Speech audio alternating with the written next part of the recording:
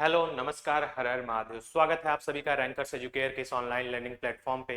तो आज की क्लास में हम देखने वाले हैं most expected question and most important question जो आपके कम्पिटिटिव एग्जाम्स के अंदर पूछे जाते हैं और इस साल भी सीएचएस 2026 के अंदर आने के चांसेस जो है बहुत ज्यादा है। ठीक है, तो साइंस के ये कुछ क्वेश्चन रहने वाले हैं जिनके बारे में हम क्वेश्चन देखेंगे, उनके डिस्कशन करेंगे और कमेंट जो होगा आंसर वो आप कमेंट करके बताओगे कि कौन सा ऑप्शन करेक्ट है। पहला क्वेश्चन बेसिकली पूछा गया है कि which cell organelle is known as the power house of the cell. Option A nucleus, option B mitochondria, option C Golgi apparatus और ऑप्शन डी राइबोसोम्स। ठीक है, यानी कि कोशिका के किस अंग को कोशिका का ऊर्जा भंडार कहा जाता है? केंद्रक को, माइटोकॉन्ड्रिया को, गोल्जी यंत्र को या फिर राइबोसोम को? तो बेसिक सा क्वेश्चन है, बहुत ही इंपॉर्टेंट क्वेश्चन भी है साथ में बोलूं तो पहले आइए कुछ और सेल ऑर्गेनल्स के बारे में हम डिस्कशन कर लेते हैं। ठीक है, जैसे कि न्यूक्लियस की बात करते हैं जिसे हम केंद्रक भी बोलते हैं, तो इसे और हम निक नाम क्या देते हैं? एज ए डायरेक्टर और ब्रेन ऑफ द सेल बोलते हैं। यानी कि पूरा कंट्रोल जो होता है वो किसके पास होता है? न्यूक्लियस के पास होता है। And it controls all cellular activities and contains genetic material. यानी कि यही जो होता है वो जेनेटिक मटेरियल कंटेन करता है और सारा कंट्रोल रखता है। माइटोकॉन्ड्रिया को हम क्या बोलते हैं? Power house of the cell बोलते हैं। ये क्या होता है? तो it is the site of cellular respiration and ATP यानी कि एनर्जी प्रोडक्शन। यह वह जगह होती है जहां पे क्या होती है? ऊर्जा बनती है, एटीपी का फॉर्मेशन होता है। ठीक है, तो साथ में यहाँ पे एक चीज और याद रखना है कि एटीपी को ही हम और क्या बोलते हैं? एटीपी को ही हम energy currency of the cell भी बोलते हैं। क्या बोलते हैं? Energy currency of the cell भी बोलते हैं। ठीक है, दूसरा है बच्चा लाइसोसोम, जिसे हम क्या बोलते हैं? Suicidal bag of the cell यानी कि आत्मघाती थैली भी बोलते हैं। They contain digestive enzyme that can destroy the cell it's if it's damage. यानी कि ये क्या करते हैं? अपने पास कुछ डाइजेस्टिव एंजाइम रखते हैं जिनकी वजह से अगर खुद ये डिस्ट्रॉय होते हैं, टूटते हैं, ब्रेक होते हैं, तो अपने आसपास के भी सेल्स को क्या करते हैं? डैमेज करने का काम, डिस्ट्रॉय करने का काम करते हैं। नेक्स्ट है हमारा राइबोसोम। राइबोसोम को हम क्या बोलते हैं बच्चा? प्रोटीन फैक्ट्री बोलते हैं। क्यों? क्योंकि जो राइबोसोम होता है वही क्या होता है? प्राइमरी साइट होता है जहां पे प्रोटीन का सिंथेसिस होता है। अब राइबोसोम प्रेजेंट कहां होता है? तो हमने एंडोप्लाज्मिक रेटिकुलम पढ़ा हुआ है, उसमें दो चीजें होती हैं, आरईआर और एसईआर। रफ एंडोप्लाज्मिक रेटिकुलम और स्मूथ एंडोप्लाज्मिक रेटिकुलम। तो रफ एंडोप्लाज्मिक रेटिकुलम के ऊपर क्या होता है? हमारा राइबोसोम होता है और वही क्या करता है? प्रोटीन का सिंथेसिस करता है। नेक्स्ट है क्लोरोप्लास्ट। क्लोरोप्लास्ट को हम क्या बोलते हैं? क्लोरोप्लास्ट को हम बोलते हैं kitchen house of the cell. बहुत इंपॉर्टेंट एग्जांपल है, बहुत अच्छा ये क्वेश्चन है, कई बार पूछता है कि किसे हम kitchen house of the cell के नाम से जानते हैं, क्लोरोप्लास्ट को हम और किस नाम से जानते हैं। ठीक है, इनका मुख्यतः काम क्या है? तो ये जिम्मेदार होते हैं किसके लिए? फोटोसिंथेसिस के लिए। यानी कि पौधों के अंदर जो प्रकाश संश्लेषण की प्रक्रिया होती है उसके लिए रिस्पॉन्सिबल होते हैं। गोल्गी एपरेटस को बच्चा post office of the cell और traffic police of the cell दोनों बोलते हैं। क्यों? क्योंकि ये क्या करता है? मॉडिफाई करने का काम करता है, सॉर्टिंग का, पैकेजिंग का और ट्रांसपोर्टिंग का काम करता है। ठीक है, तो इसका काम ही है modify, sort, package proteins for secretion. इसलिए क्या बोलते हैं? पोस्ट ऑफिस और traffic police of the cell भी बोलते हैं। प्लाज्मा मेम्ब्रेन की बात बोली जाए बच्चा तो इसे gatekeeper of the cell बोलते हैं। जैसे गेट कीपर का काम क्या होता है? किसी को अंदर आने जाने में मदद करता है, कहीं भी अंदर बाहर आने जाने में गेट ओपन करता है, मदद करता है। तो उसी तरह से प्लाज्मा मेम्ब्रेन को हम क्या नाम देते हैं? Gatekeeper of the cell बोलते हैं। ये क्या करता है? तो ये रेगुलेट करता है enters and exit the cell as a selectively permeable. अब सिलेक्टिवली परमिएबल और सेमी परमिएबल ये जो टर्म आता है इसका मतलब क्या होता है? जैसे कि क्या होना, कुछ चीजों की, जिन चीजों की आवश्यकता है उसे अंदर बाहर आने जाने देना। सिंपल टर्म में थोड़ा सा अगर इसको घरेलू एक एग्जांपल लेके समझना चाहें तो देखो, सेमी या सिलेक्टिवली वर्ड से ही क्या किया हो गया? अर्ध। सेमी का मतलब ही क्या होता है? आधा। ठीक है, तो उसी कॉन्सेप्ट से समझो कि जैसे जब घर पे चाय मम्मी लोग बनाती हैं तो वो क्या करते हैं? उसको फिल्टर करने के लिए एक चीज का यूज करते हैं जिसे हम लोकल लैंग्वेज में छननी बोलते हैं। तो वो जो छननी होती है वो कैसे वर्क करती है बच्चा? एज ए सेमी परमिएबल और सिलेक्टिवली परमिएबल। जब चाय पक जाती है उसे जब हम छानते हैं तो कुछ चीजों को वो क्या करता है? ऊपर ही होल्ड कर देता है, रोक देता है, और कुछ चीजों को अलाउ करता है। यानी कि जो लिक्विड पार्ट होता है जिसकी हमें नीड होती है, जरूरत होती है, उसे कप में जाने देता है। अब जैसे कि उसकी चाय पत्ती हो गई, अदरक हो गया, इलायची हो गया, उन चीजों को क्या करता है? रोक देता है। तो इसी को क्या बोलते हैं? एज ए सिलेक्टिवली और सेमी परमिएबल। जिस चीज की आवश्यकता है उसे अंदर आने जाने देगा, बाहर आने जाने देगा, नहीं तो क्या करेगा? बाकी चीजों को होल्ड कर देगा। तो याद रखना है कि प्लाज्मा मेम्ब्रेन को हम और किस नाम से जानते हैं? Gatekeeper of the cell के भी नाम से जानते हैं।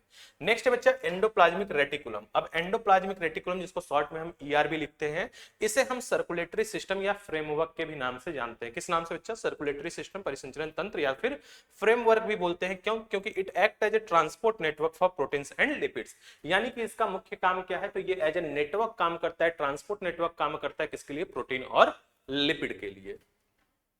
नेक्स्ट है बच्चा वैक्यूल। वैक्यूल को हम स्टोरेज टैंक, स्टोर हाउस या कभी कभी डस्टबिन ऑफ द सेल के भी नाम से बोलते हैं।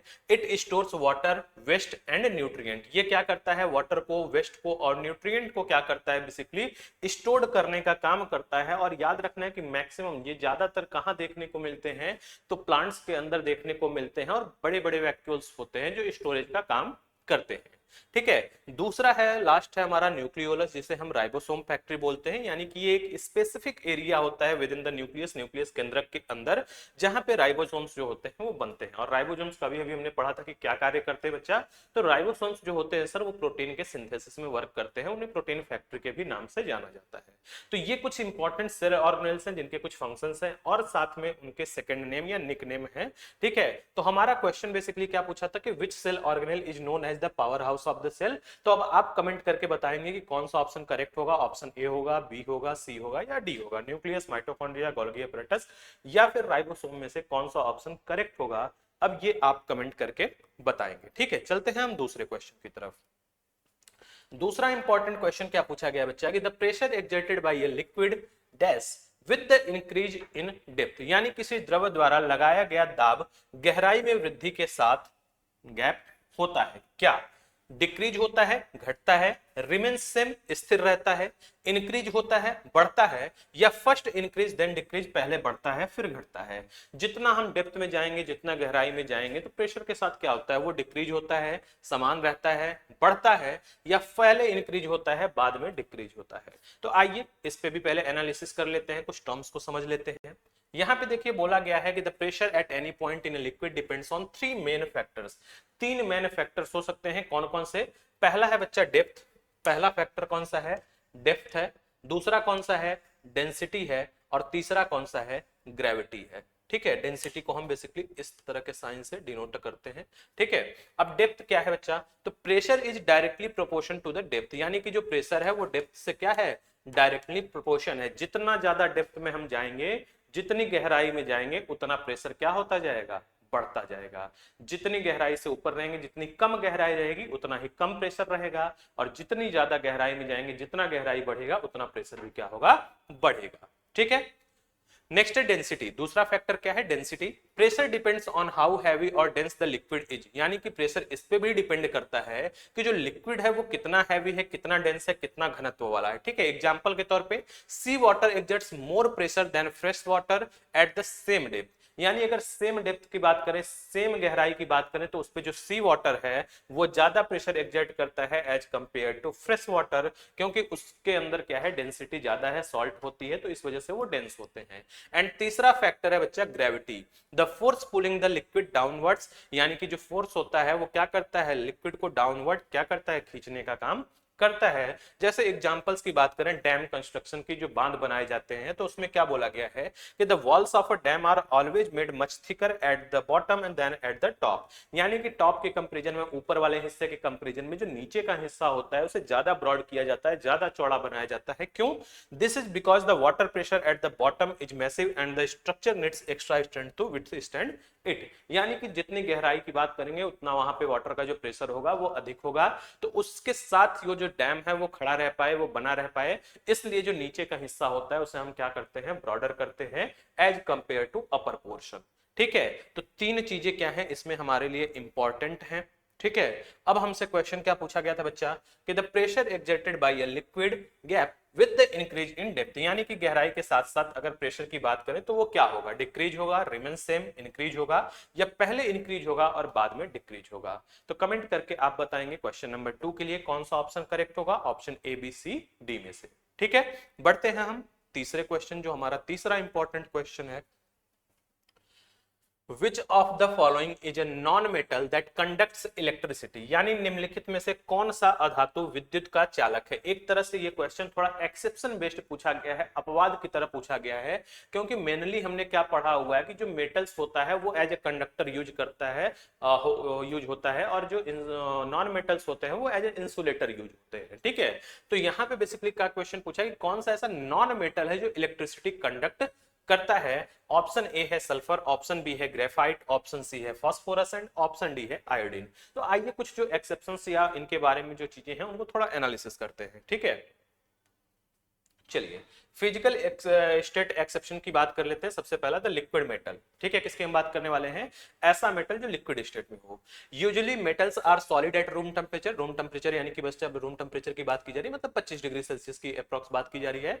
तो अगर हम बात करें मेटल्स की, तो जो मेटल्स होते हैं, जो धातु होती है, वो एक नॉर्मल रूम टेम्परेचर के ऊपर कैसा होता है, सॉलिड होता है। But the exception is mercury, लेकिन यहाँ पे एक्सेप्शन क्या है, मरकरी, जो कैसे स्टेट में होता है, एट लिक्विड स्टेट में होता है, रूम टेम्परेचर के ऊपर।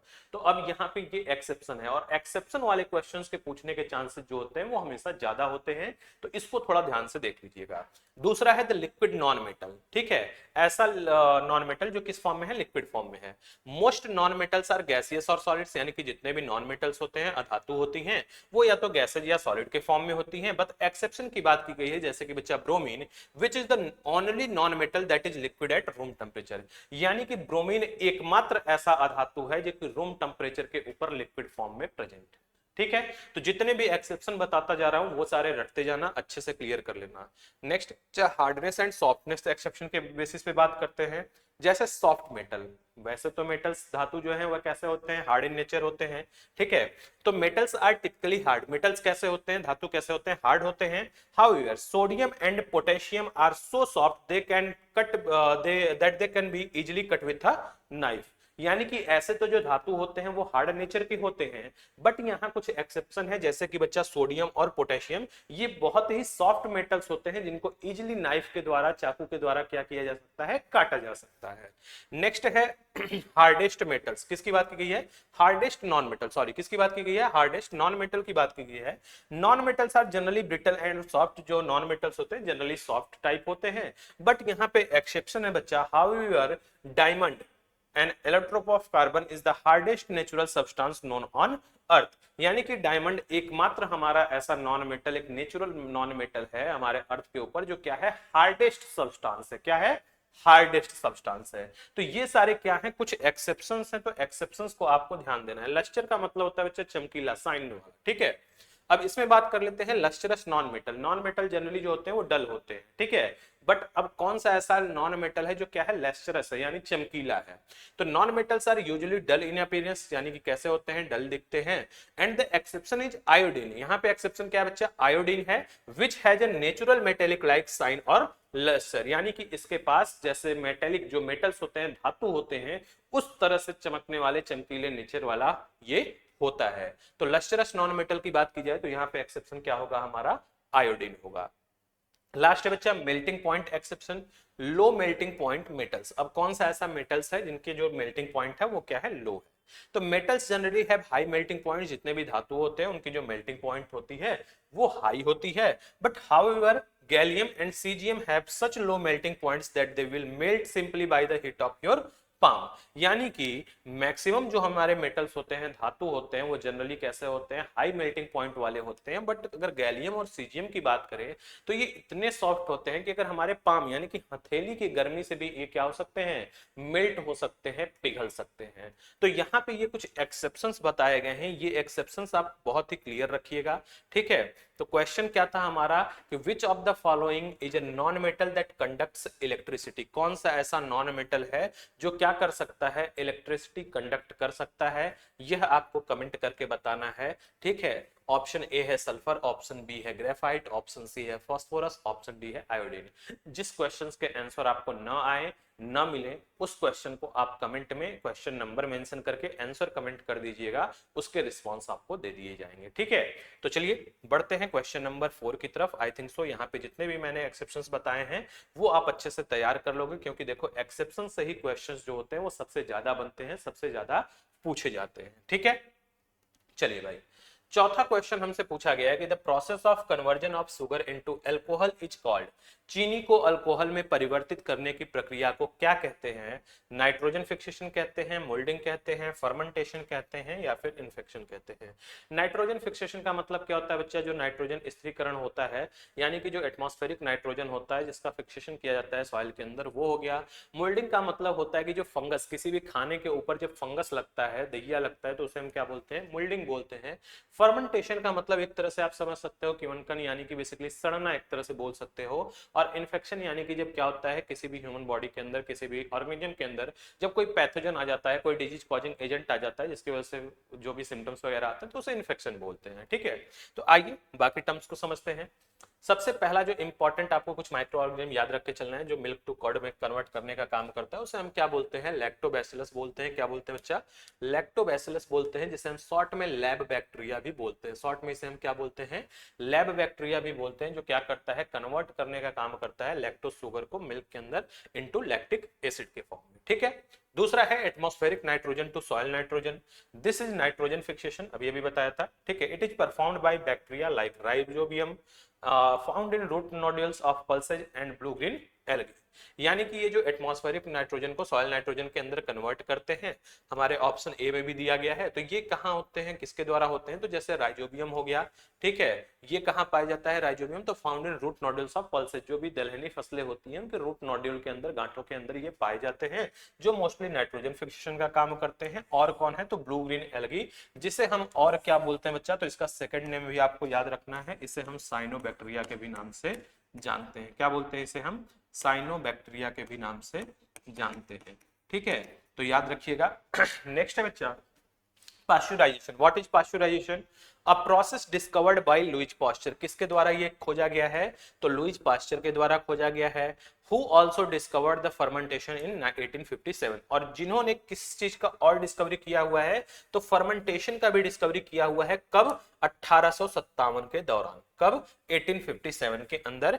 It involves the heating milk to about 70 degree Celsius for 15 to 30 second and then suddenly chilling to kill the harmful microorganism. यानी कि ये जो पाश्चराइजेशन एक प्रक्रिया है जिसमें हम क्या करते हैं, पहले मिल्क को, दूध को क्या करते हैं, हीट करते हैं 15 से 30 सेकंड 45 सेकंड के लिए। क्या करते हैं, 70 डिग्री टेम्परेचर पे क्या करते हैं, हीट करते हैं, और फिर उन्हें तुरंत क्या करते हैं, चिल्ड कर देते हैं, ताकि उनके अंदर के जो माइक्रो ऑर्गेनिजम्स, जो माइक्रोब्स हैं, जो हार्मफुल माइक्रोब्स हैं, वो क्या कर जाएं, डेड हो जाएं, मर जाएं।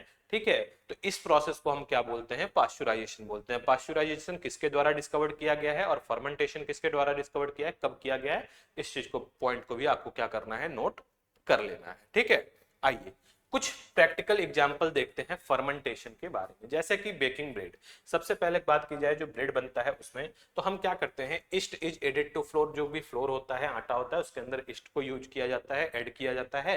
It ferments the sugar in the dough releasing CO2। अब ये आपको मोस्ट इंपॉर्टेंट याद रखना है कि जब ये डो तैयार किया जाता है तो उसमें से कौन सी गैस रिलीज होती है, तो याद रखना बच्चा, कौन सी गैस रिलीज होती है, CO2 गैस रिलीज होती है। ठीक है,